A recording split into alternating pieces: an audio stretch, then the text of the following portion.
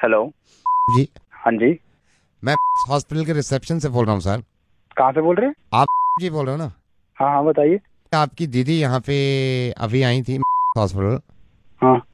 Reception से वो जब स्टेयर्स उतर रही तो उनका पैर फिसल गया और वो थोड़ा सा स्लिप हो गई, तो मुझे लग रहा है इनके हेयर लाइन फ्रैक्चर है। और वो अभी मैं तो यहाँ पे आया हूँ और वो वहाँ पे हैं दीदी। आप तकलीफ काफ़ी है उनको, तो मैंने कहा मैं आपको इन्फॉर्म कर दूँ। नहीं, एक मिनट। गिरी है वहाँ पे? हाँ, आपकी दीदी हैं, वो रोते हुए बता रही थी कि भैया को फोन कर दो, तो मैंने अपनी हाँ। मोबाइल से किया है। उनका मोबाइल उनके पास है, उसमें भी पता नहीं क्या प्रॉब्लम हो गई, सिग्नल विग्नल जा रही है ना, वो भी गिर गया था। मैंने इसलिए नहीं किया फोन के आप पैनिक करें, आप परेशान मत होना। लेकिन ये है कि आधा पौन घंटे से वो अभी चिल्ला भी रही है, क्योंकि हेयरलाइन फ्रैक्चर मेरे को लग रहा है छोटा मोटा है उनके। तो दीदी है कहाँ पे अभी? अभी वो रिसेप्शन पे ही बैठी हुई हैं, 1.5 घंटा पहले गिरी हूँ, ये रिसेप्शन पे बैठ के रो रही है बहुत तो तेज। रिसेप्शन पे क्यों बिठा रखा है? तो अंदर लेके जाओ ना। मैं अंदर तो नहीं ले जा सकता सर उनको अभी। अरे क्या पागल आदमी है, तो फोन क्यों कर रहा है फिर मुझे? तो अंदर एडमिट कराना मेरे भाई। सर रजिस्ट्रेशन के 1,000 रुपए लेते हैं ना ये लोग।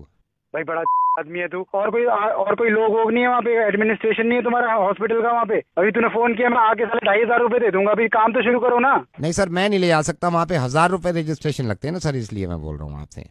पागल हो गया क्या बहन? तू 2,500 ले लियो। मैं अभी तूने फोन किया, मैं पहुंचने में टाइम लगेगा ना, तो उनका काम तो शुरू करवा, मैं आ रहा हूँ। 2,500 रुपए दे दोगे आप? 2,500 रुपए मारूंगा तुम्हारे मुंह पे साले। हजार कंफर्म की बात करने कर से रहा है। पहले ही मारोगे आप? अबे क्या कंफर्म?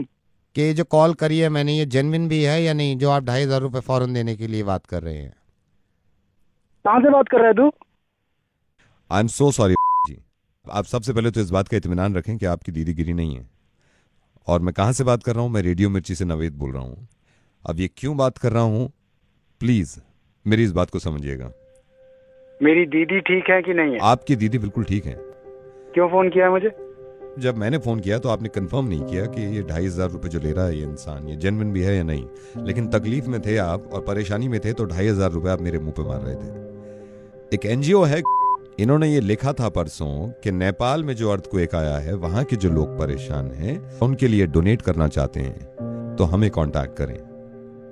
और आपने नीचे कमेंट में ये लिख दिया कि ये सब झूठ है, इस तरह के धंधे बंद करो, मुझे मालूम है सारे पैसे कहाँ जाते हैं। आपने कमेंट में ये तक भी लिख दिया, ये मेरा नंबर है, मुझसे पैसे निकलवा सकते हो तो निकलवा के देखो।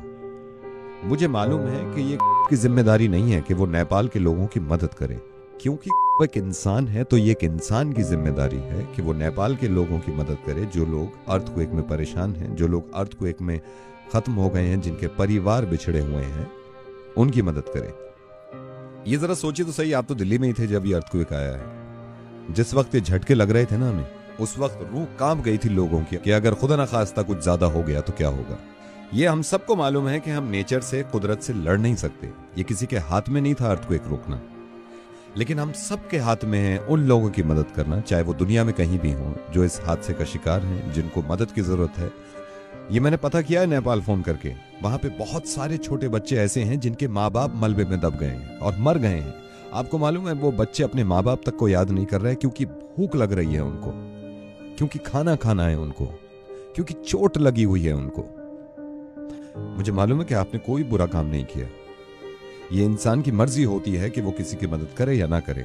लेकिन कम से कम एक ऐसा एनजीओ जो कि ऑथेंटिक है, जो कि नेक काम कर रहे हैं, अगर वो लिखते हैं कि नेपाल के लोगों की मदद करें, तो अगर हम उनको बढ़ावा भी नहीं दे रहे तो कम से कम ये तो ना करें कि हम ये लिख दें कि झूठ बोलना बंद करो और अपने आप पैसे कमाने बंद करो। एक बात सोचिए जरा, जब अर्थक्वेक आता है या ऐसी कोई परेशानी होती है, तो मेरे हिसाब से सबसे करीबी जो है एक दूसरे की मदद करने के लिए वो पड़ोसी होता है। आपके फ्लैट के बराबर वाले भाग के आ जाते हैं कि आप ठीक ठाक हैं या नहीं। तो ये भी पड़ोसी है नेपाल, और जरूरी नहीं है कि पड़ोसी हो, दुनिया में कहीं भी इंसान अगर परेशान हो तो हमें मालूम है कि हमें मदद करनी चाहिए, और आप करते हैं। लेकिन आपने थोड़ा सा गलत किया कि इस तरह का कमेंट लिख दिया कि आप पैसे कमाना बंद करिए। हो सकता है दुनिया में इस तरह के लोग हों जो इनके नामों पर पैसा कमाना चाहते हैं और खाना चाहते हैं, तो उनके आमाल उनके साथ हैं और उनका जवाब इस चीज का देना होगा। लेकिन हम ये सोचने लगे कि सारे ही झूठे हैं और कुछ करें ना, तो अर्थक्वेक की कोई खास दुश्मनी नहीं थी नेपाल से। वो दिल्ली में भी आ सकता है, हिंदुस्तान में भी आ सकता है, दुनिया में किसी भी जगह आ सकता है। फिर हम ऐसे ही मोहताज होंगे खुदा न खास्ता मदद के, और अगर वो इसी तरह इग्नोर कर दें तो बहुत तकलीफ होगी हमें और हमारे बच्चों को। जरा इस बात को सोचिए कि एक हेयरलाइन फ्रैक्चर से कितनी तकलीफ होती होगी किसी को, जिसकी वजह से आप इतने परेशान हो गए। अर्थक्वेक में किसी का दब जाना और मर जाना, इससे ज्यादा तकलीफ की बात हो नहीं सकती उनके लिए जिनके घर वाले बच गए हैं और वो देख रहे हैं कि लोग कैसे मर रहे हैं। I am sorry Naved.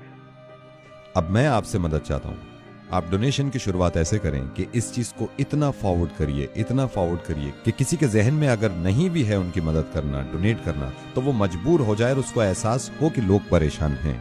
Please इसको शेयर करिएगा। खुश रहिए, हिफाजत से रहिए और दुआ करिए इस वक्त नेपाल के लोगों के लिए।